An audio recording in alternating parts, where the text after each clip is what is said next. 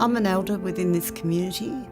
My father's people have always been on country. We're Gilgar-Gunditj people, Gilgar meaning rivers, so we belong to the rivers. Both my mother and father were brought up and raised on the Lake Conda Mission, although I didn't live at the Lake Conda Mission myself, but my parents and their parents both all did, yes. Growing up in school, I sort of didn't know too much. I got the usual treatment of the school education system. And then I honestly thought James Cook found Australia when I was young. And I got told by a white kid that the Aboriginals found in Australia, so I was a bit confused. And that's why it was such a good opportunity to move down to Haywood, because it's my country and I've got a very strong spiritual connection to Cornish Mara country. That's what people need to understand about Aboriginal occupation of Australia, that it's very long-standing. We're talking a minimum of 60,000 years, probably a lot longer than that as technology improves, that those dates will get pushed back further. But a continuing occupation, a continuing connection to country, that's really important. The people that I belong to, the Gilgar-Gunditj people, were along the Lavaflow. So we know that the Lavaflow is resource-rich in food sources, resource-rich in materials. So we were able to build permanent housing. The men had manipulated the landscape to make food gathering a lot easier, particularly the fish and the eels. And we lived a structured lifestyle. The food resource in Western Victoria was extremely rich. Plenty of water. In fact, if you look at the Budgebim Lavaflow, for example, where we constructed permanent dwellings in stone houses, and where we constructed the stone fish traps on a very large scale, it was purely because there was a great water supply and therefore a great food resource that was there. It enabled Cornish Mara people over many thousands of years to construct these permanent places, and it was because there was that great resource based on the very reliable water supply. You can see actual evidence in the stones and the places like that of things that are thousands and thousands of years old. A lot of other places you go to, you can hear stories about things that are 1,000 years old and what happened here thousands of years, but we can actually point to them. When you can go point to a place and say, there's been people sleeping in this little circle here for 8,000 years. People actually slept in that little circle. That could happen for 8,000 years. Wow. You can show this fish trap where we fished and hunted. So we're lucky that the rocks really have saved us in that knowledge in the rocks is still there in the land. And that's the way it was for thousands of generations, until the sealers come along. And of course, the Gunditj from Portland started to move out of Portland to protect their women from the sealers, and took them up to Gunditj. The next thing that happened was the 1832 Convincing Ground Massacre. All of the Kilcara, but 2 people were killed. And that coincided with the settlers and the squatters bringing their sheep and cattle onto our country, taking away the kangaroo hunting grounds, putting their sheep on it. Not just the kangaroo who eats the kangaroo grass, but the sheep as well. So by destroying our kangaroo hunting grounds and replacing the sheep on it, our men thought, well, we're just going to go out and take the sheep instead of going hunting for kangaroo. And of course the settlers, the squatters, would then retaliate. I mean, it might have been just 2 sheep that you took, but when they come in looking for them, they'd kill 4 or 5 times as many people in retaliation for taking their sheep.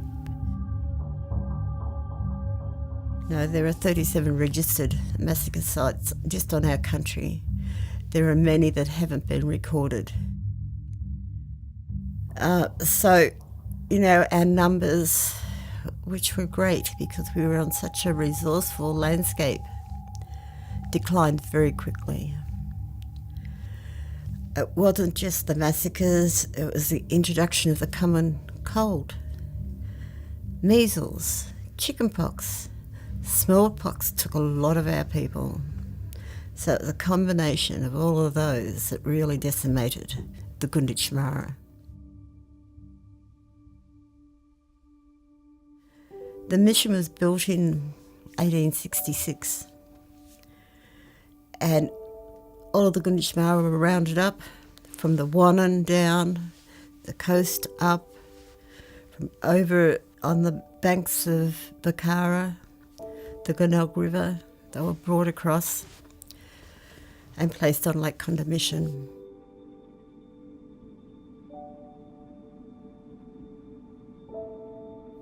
You might think that was a lot, but it was actually only 77 people in total.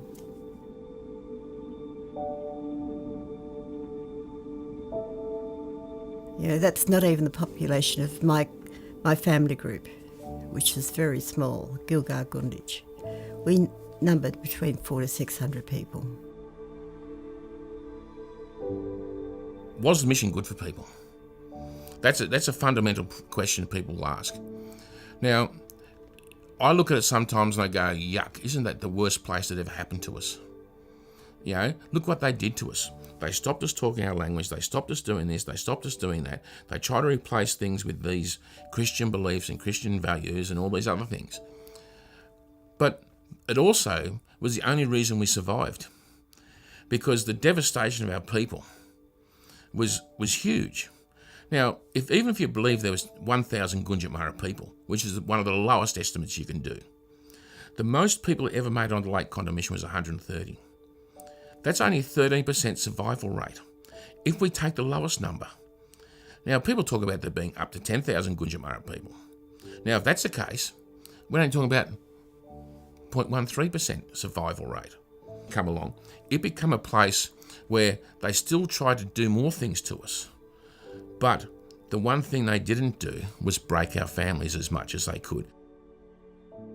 One of the things that you couldn't do was teach your traditional arts, crafts, beliefs to your children. So my grandmother didn't teach my aunt, Auntie Connie Hart, to basket weave. She had to sneak around and look around corners, go and steal a stitch or two when the women went in for a cuppa. But I was able to pass it down to my grandchildren. And they all weave. All my granddaughters weave. I think it's very important to listen and learn and then be able to pass that knowledge and those stories on, to future generations and, my sisters and, cousins who don't live on country, but when they visit, it's good to be able to tell stories and sit down and talk.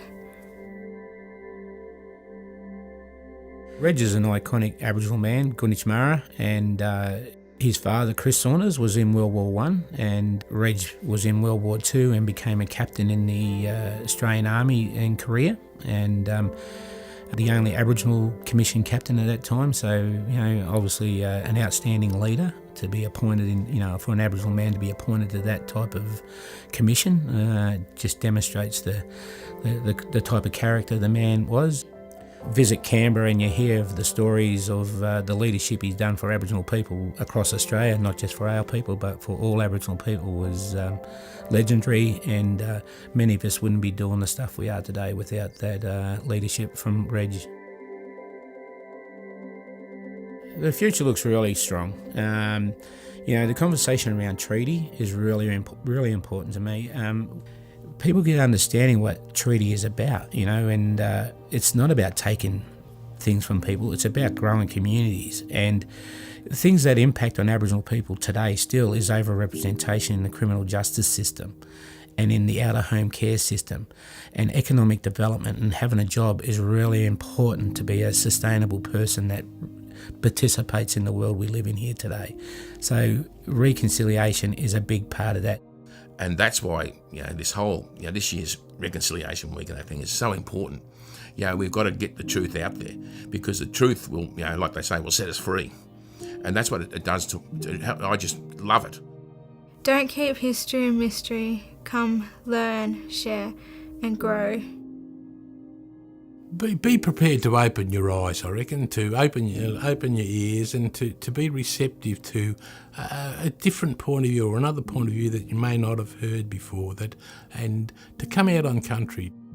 We can't lose sight of the past when thinking about our future, because those mistakes that have been made by us or by other people towards us should not be forgotten, should be forgiven, but take it forward.